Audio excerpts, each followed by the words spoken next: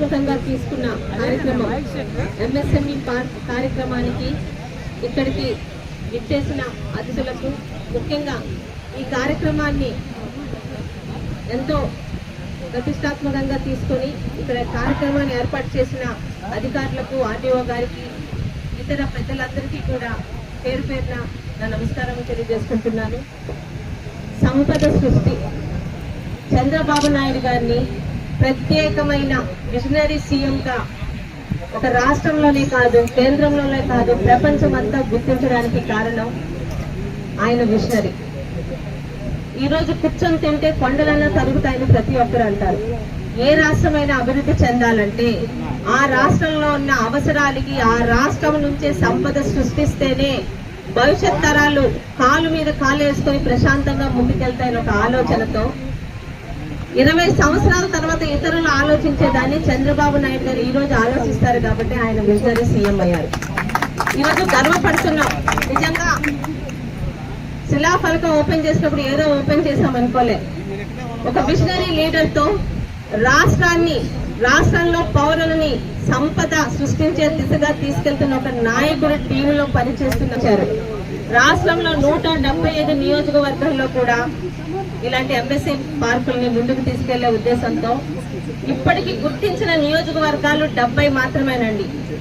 ఆ 70లోని ఈరోజు మన పలాస ఒకటి ఉండడం నిజంగా మనకి గర్వకారణం. ఈ రామకృష్ణాపురంలో దాదాపు 60.84 ఎకరాల విస్తీర్ణంలో 76 ప్లాంట్లతోని ఈ ఎంఎస్ఎంఈ పార్కు అభివృద్ధి చెందబోతుంది. అయితే చాలా మంది ప్రతిరోజు మన ఆఫీస్కి వస్తుంటారు, మాకు ఏదో ఒక ఉద్యోగం కావాలి అని. ఎంతసేపు ఉద్యోగం ఇంకోళ్ళ దగ్గర చేయాలనే లెవెల్లోనే ఉండిపోతామా?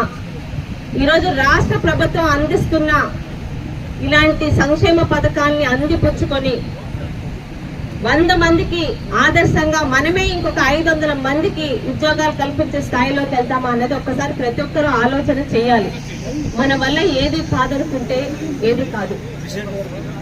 ఒక వినూత్నంగా ఆలోచిస్తే ఖచ్చితంగా సంపదను సృష్టించగలం. దాదాపు ఒక 3 సంవత్సరాల క్రితం అనుకుంటామండి, ఒక తెలుగుదేశం పార్టీ మీటింగ్ లో ఒక రైతు మాట్లాడిన మాటలు ఇప్పటికీ గుర్తుండిపోయేది, ఎప్పటికీ మర్చిపోను కూడా. ఇతర నాయకులకి ఒక కొబ్బరికాయ ఇస్తే పగలు కొట్టి తలా ఒక ముక్క ఇచ్చేసి తినేసి ఊరుకుంటారమ్మా. అదే చంద్రబాబు నాయుడు గారికి ఒక కొబ్బరికాయ ఇస్తే దాన్ని పాతి దాని నుంచి ఫలాలు సృష్టించి ఎంతో మందికి దారి చూపిస్తారు. అది చంద్రబాబు నాయుడు గారికి ఇతర నాయకులకు ఉన్న తేడాలు.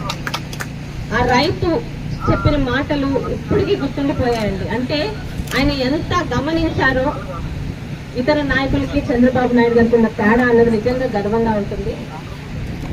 ఈరోజు ఆలోచించి ఈరోజు రాష్ట్ర ప్రభుత్వం ఇస్తున్న సంక్షేమ పథకాలని, ఇలాంటి అద్భుతమైన పథకాలని మనం ఉపయోగించుకోగలిగితే మన ఆలోచనతో ఒక ఇండస్ట్రీ తయారవుతుంది. అది లోకల్ గా ఉన్న ప్రొడక్ట్సే కాదు, గార్మెంట్స్ కానీ, ఇంజనీరింగ్ కానీ, ఎక్కడి నుంచైనా రా మెటీరియల్ తెచ్చి ఇక్కడున్న ప్రజలకి ఉద్యోగం కల్పిస్తూ గ్రాడ్యుయేట్స్ ఉన్నారు. వాళ్ళకి స్పెషల్ గా చంద్రబాబు నాయుడు గారు ఈరోజు నిజంగా ఎంకరేజ్ చేస్తున్నారు. ప్రతి ఇంట్లోనే ఆడపిల్లలు, మగపిల్లలు ఉన్నారండి చదువుకున్న వాళ్ళు. వాళ్ళని మోటివేట్ చేద్దాం. ఇండస్ట్రీ ఇప్పుడు ఆయన అన్నట్టు ఎన్నో పర్మిషన్స్ తీసుకోవాల్సి వస్తుంది. అవేమీ లేకుండా డీటెయిల్ ప్రాజెక్ట్ రిపోర్ట్ తో రాగలిగితే ఇక్కడ ల్యాండ్ ఇష్యూ చేస్తారు. ఇంకేమన్నా లోన్లు అలాంటివి కావాలన్నా మీకు ఎంకరేజ్ చేయడానికి ఇక్కడ మనకు ఒక మంచి కలెక్టర్ గారు ఉన్నారు. శాసనసభ్యురాలుగా నేను కూడా, ఎందుకంటే కళాశాల అభివృద్ధి చెందితే అది మనందరి అభివృద్ధి అవుతుంది. మన టైంలో మనం ఏం చేశామో ప్రజలకని ఆలోచిద్దాం. మనిషి అనుకుంటే సాధించింది ఏం లేదండి. ఏం చేయగలం, ఇక్కడ ఏముందని మాత్రం అనుకోవద్దు. మీ అందరి చేతిలో ఫోన్లు ఉన్నాయి. ఆ ఫోన్లో గూగుల్ అని ఒకటి ఉంటుంది. సౌదీ అరేబియా కానీ, అలాగే ఇక దుబాయ్ కానీ ఇంతకన్నా భయంకరమైన ఎడారిలో ఈరోజు వాళ్ళు బంగారం పండిస్తున్నారు, డబ్బులు సృష్టిస్తున్నారు. సింగపూర్ తాలూకా చరిత్ర తెలుసుకోండి. అవి దేశాలు మళ్ళాగా పుట్టుకొచ్చినవి కావు, తయారు చేసుకున్నవి. మనం అనుకుంటే ఖచ్చితంగా సాధిస్తాం.